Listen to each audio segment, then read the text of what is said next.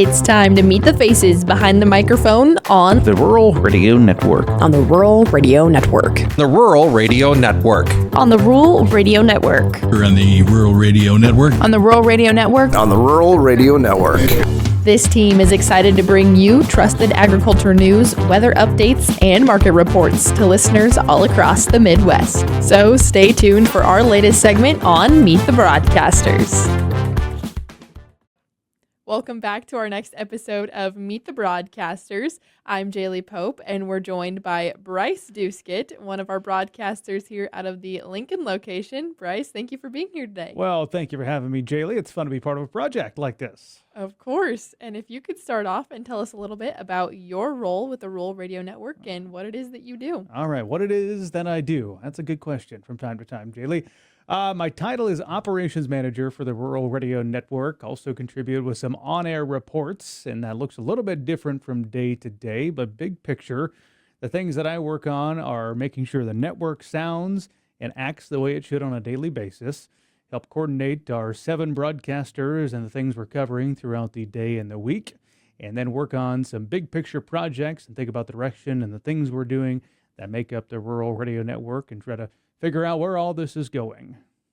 All right, now we're going to take a step back and tell us a little bit about your background and how it is that you got into broadcasting and your connection to agriculture. All right, well, connection to agriculture started young, grew up on a farming operation in southeast Nebraska. Growing up, we had corn, soybeans, wheat, the typical row crops for Nebraska, eastern Nebraska, that is. And then also had livestock, had some cattle, but the big thing we did growing up for us was farrow to finish pigs. So spent a lot of time in pig barns growing up, and learned how to work hard, I guess, Jaylee.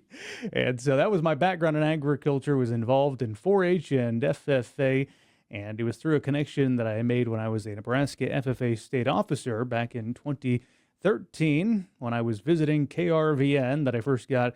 I, of course, knew who KRVN was, our flagship station here on the Rural Radio Network, but had never been there, so I was out doing what we call business and industry tours.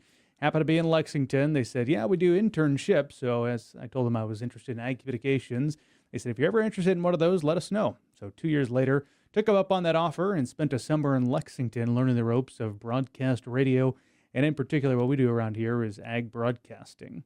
So I had a good summer and returned to the university, did some freelance work, and when it came time to graduate, we had discussed what a role could look like within the company, and I didn't really want to leave eastern Nebraska, so they had pitched a plan, said, well, we've been thinking about adding an office in Lincoln, so maybe this could all work out, and that's how we started our Nebraska Innovation Campus location some 8 years ago.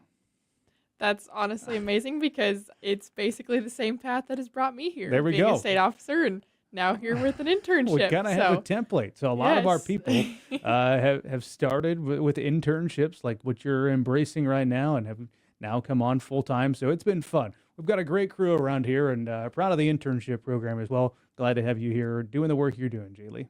Of course. And your perspective is going to be a little different. So what was it like starting the Lincoln location and getting that off the ground and running? Yeah, well, I didn't do a lot of the legwork, so I was just kind of along for the ride to figure out what it is they wanted me to do. And at first, it was just cover Lincoln events. So, of course, we've got the capital city and all sorts of activities, whether it's the legislature, the university, things happening. So a couple of the things I did early on. Every Monday, the Huskers Athletic Department used to have a press conference, and they still do. But everybody would come in person, eat Valentino's buffet. So I was a sports reporter for a couple of hours, simply covering what was happening in Lincoln, talking about and we went through a lot of football coaches, by the way, in the last 8 years, different athletic department personnel as well. So started covering all sorts of things. I guess if it impacted Nebraska and happened in Lincoln, I was covering it, whether it be Husker sports on a weekly basis, a lot of affiliation with the university through various programs we do here as part of the company, and covered the legislature. That was kind of what it looked like early on. And within the first few months of having our Lincoln location, we started getting some interest from the university students in having an internship program. So we started within the first year, we launched that internship program. And I should add, for people who have been to our Lincoln office, we started downstairs in a very small space. And within a couple of years, we were already running out of space, which led us up to where we're currently located in a much larger Lincoln office and presence. Yes, and if anyone hasn't been to the Lincoln office, it is definitely a great place. We've got a good view. I'm looking at it Yes. right now. We got Memorial Stadium, Bob Yes. Devaney, and can see the Capitol as well. So pretty cool from up here on the third yes. floor. Yep. And so obviously as operations manager, you kind of wear several different hats and get to work on several different projects. So what are some of the current projects that you're working on or have a part of? They're all top secret, Jaylee. No, we're always thinking about, how do we serve our audiences well through our various platforms. So the one that most people know us for is broadcast radio, with our updates that start in the 6 a.m. hour and continue through 4 p.m. And so we're always honing in on what we're sharing with different pieces of content throughout the day. But then in addition to that, we've got various distribution channels we serve content to, right? So things like this don't necessarily end up on air, at least in their entire format. And so they're a podcast or available online. And that's really what we're looking at in some new projects we're working on. How do we do some of this long-form content? How do we distribute it in a way that is successful and brings value to any sponsors that might come along the way as well? I know. I definitely have learned a lot about all the different ways to distribute audio, video, and, It used to be easy. Somewhere along the way, we started to complicate this thing we call radio. I know. That's what everybody keeps saying is like, oh, when I started, then it was just pushing some buttons and talking. Now it's all sorts of things. We've got But cameras in the studio. I know. Really that's get great. advanced around here. Yeah. So over your years of experience, this is a question that I've asked all the broadcasters. What is one of your favorite stories or events that you've gotten to cover? Well, I just answered this question this morning. I had the chance to speak on the Nebraska Ag Youth Institute. Did I say that right? NAYI? Yes. Okay, they were in town, so I was speaking on an ag communications panel.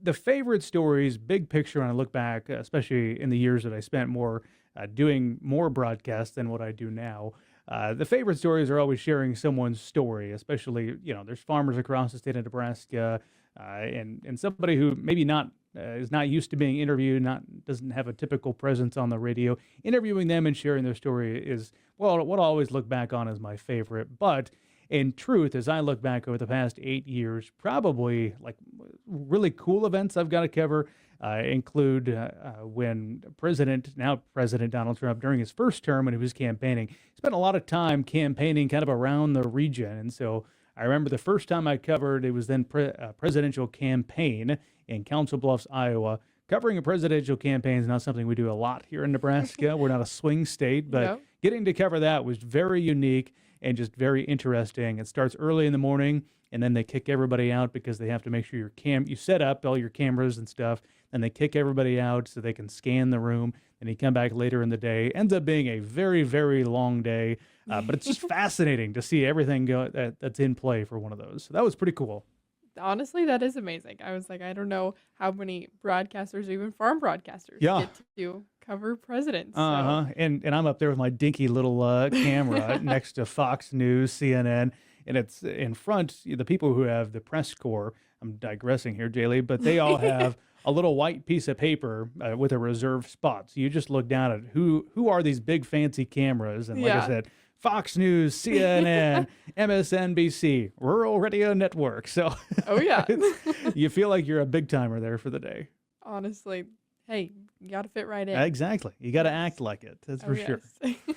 So obviously, you've covered a lot of projects and kind of talked a little bit about those and how radio is constantly evolving. So looking to the future, what are some of your goals moving forward or things that you'd like to see happen at the Rural Radio Network? When it comes to broadcast, just continue to have a high quality broadcast that reaches our target audience, farmers, ranchers, and those in rural areas in Nebraska, and serve them with critical information that they need to make decisions throughout their day, whether they're hearing the markets or one of our ag newscasts. So continue to maintain a very consistent, high-quality product through the Rural Radio Network. In addition to that, we're always thinking about, as we've alluded to a couple of times, Jaylee, what's next? What can we be doing?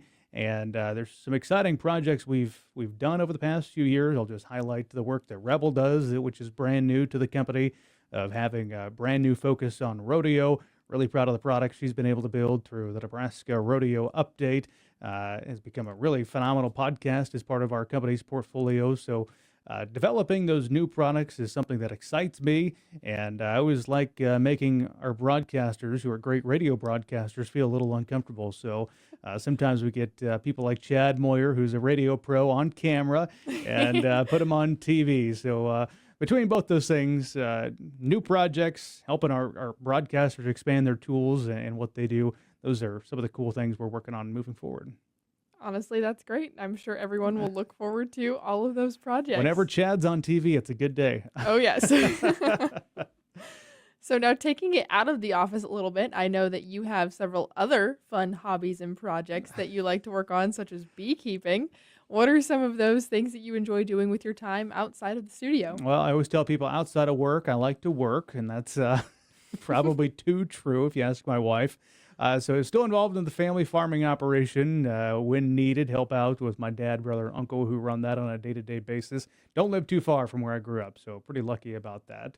Help out there, also involved in a Christmas tree farm, so spend a lot of time.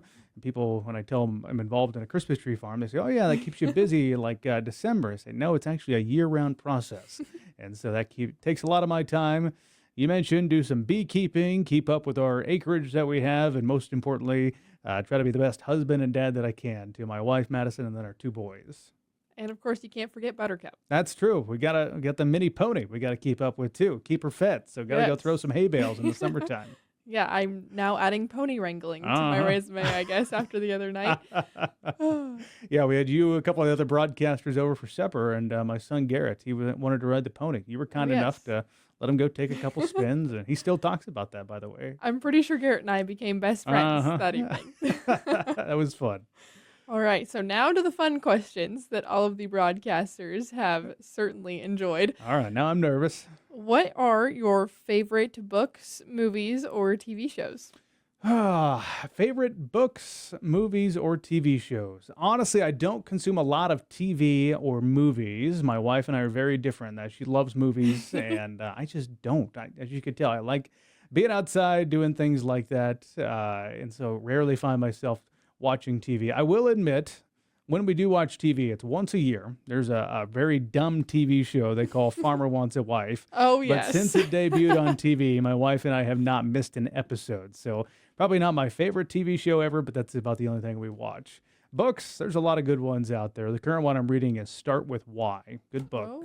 Talking about how to present things and how you just go about conversating and all sorts of things. Start With Why. That's amazing. My next question is, if you could have a lifetime supply of anything, what would it be and why? Lifetime supply of anything. Did Chad say happiness? Who said, or did Bruce? That was Bruce. Somebody said happiness, and I was like, wow, what a good philosophical answer.